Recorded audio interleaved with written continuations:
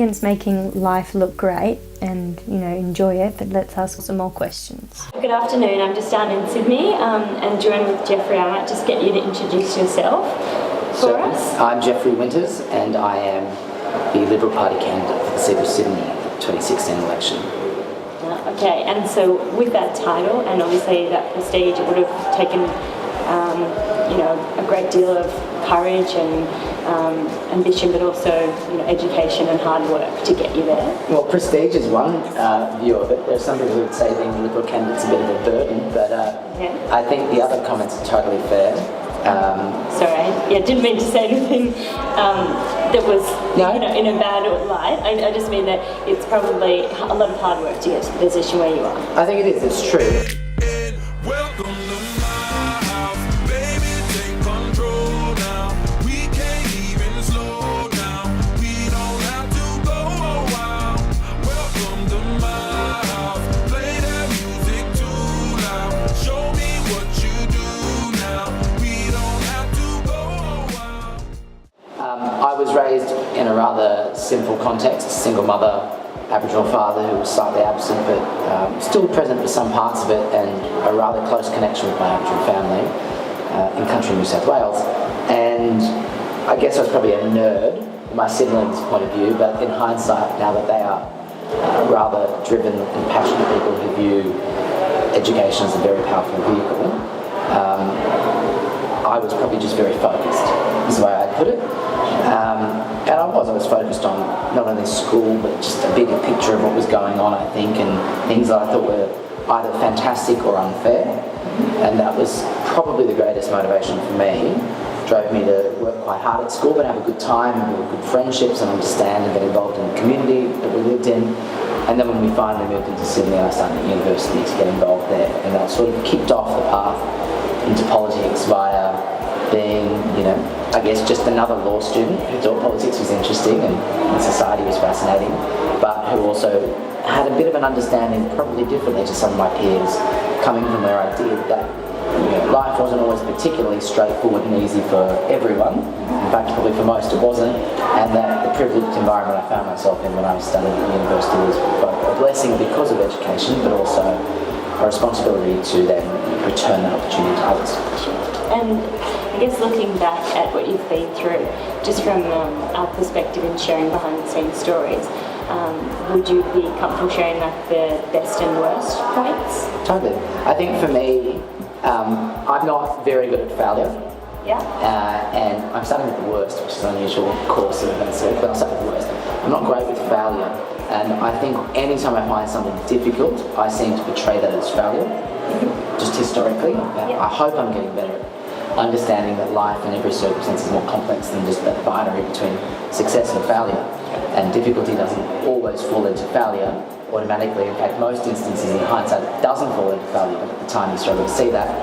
I can definitely recall, particularly at university, struggling in about 4th or 5th year of my combined degree when I first time had academic difficulty. I had the stresses of a relationship for the first time in my life that were both important to me but also frustrating. And I started to encounter what I would say was the first time that I really didn't fully understand why I thought particular ways and why I behaved in particular ways, and that I came to understand weren't rational answers, but were particularly normal, ordinary and totally understood answers in the object. And it just took me a long time to get my head around that. I found it very difficult. I know my mother and my siblings found it hard because they'd sit there and go, this is perfectly rational and normal in objective terms, and you get a bad mark or you get into a bad mood or you're frustrated, or for me, I get irritable, and irritation was something I struggled with in a big way, a frustration because I feel people weren't keeping up with me, or I was frustrated walking down the street behind someone because they weren't walking quick enough. And for me, the hardest time in the last 10 years was probably coming to understand that we all have different dispositions and different components that make us interesting and amazing individuals, and mine involves understanding and managing certain behaviours and certain components to me, and understanding and managing that frustration component was difficult for me. The benefit is that when you do get to a point where you understand it and you manage it, and I've only just started to have these experiences, I must confess, knowing when to A, stop, and B, push harder, and knowing how that can lead to great reward, that managed understanding my individual behaviour is probably the win. And would you say that now with work, obviously you're excelling in your career path, would you say that that is a highlight, or there are other areas of life that you also place the same amount of importance on? It's interesting. I think my mother would be extremely happy to hear this answer. That historically, I would say that work and the great grade, being elected to this or winning at that was my self-justification for all the effort. I still find deep satisfaction in what I do in terms of work, in terms of a job, or being elected, or being appointed, or given the opportunity to run for something. But I now have a beautiful partner in Tyler, my partner, and we obviously face a bunch of different frustrations just because of the particular situation and society in which we choose to find ourselves, or not choose to find ourselves, as it might be. The most satisfying part of my day is coming home and telling the story of what I did, and not necessarily getting the call saying you're a candidate for something or that you've just excelled at something, but rather turning around and being the voyeur of that story. To start saying, oh, I just had this conversation and seeing him light up and us go through that process together, or just sleeping in and appreciating that when I was first coming to terms with me as an individual and my body and my mind and the way I operate, that rest is not something I'm good at. But if I don't rest, it's dangerous. Yeah. And now, not only taking rest as this necessary bitter pill, but something I enjoy and love with my partner, and I'm framing it as something that's not only good for me personally and health-wise, but good for me as a boyfriend, as a candidate, as a lawyer, as a son, as a sibling, as a friend, all of those things. So that's a new spin, I guess, on life I have, and realising it's not a spin at all, it's more a reality. I just deny myself understanding that to be so. And just we'll touch also on your background. So in that you mentioned you're going out with Tyler, so Tyler's your partner. Tyler. So obviously I'm a homosexual guy, came from a very conservative country family in Orange, born and raised, very religious family, and my father's family were Aboriginal. It was actually quite interesting when I came out. I thought my mum's family, the white side of the family, were really, really tough, and they were. How the white family really struggled with this. But then my father's family, the Aboriginal family, went up in Walgett in a time when A, they weren't counted in vote or citizens. They were regulated by the 404 Act of New South Wales, who grew up in a town where there was a street where the Aboriginal people could come to that line and they couldn't go beyond. The town where Charlie Perkins arrives with, the Chief Justice later in life in New South Wales to have the freedom ride, there was a riot at the public court.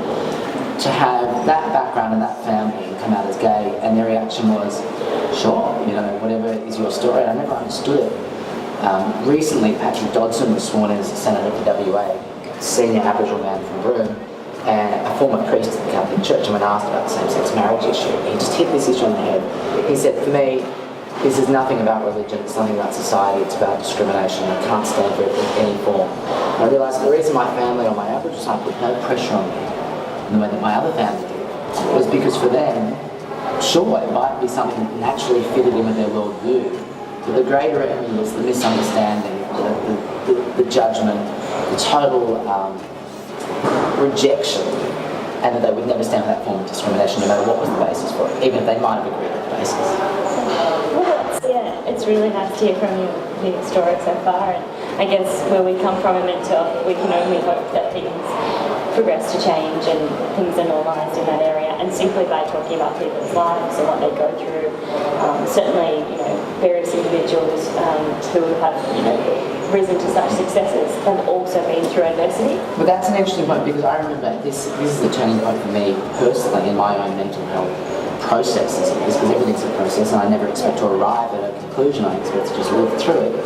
I remember speaking to a very, very senior doctor when I was first grappling with the mental health aspects of me as an individual, and him being very blunt and saying, mate, get over yourself. I've got Supreme Court judges and senior ministers of the cabinet and professors and doctors, and they've got issues worse than yours, not as severe as yours, and it's all about how you deal with it. future. We'll end on that note, and just thank you so much for your time in speaking to us today, and we wish you all the best, Andrew. Thank you for having us. Thank you.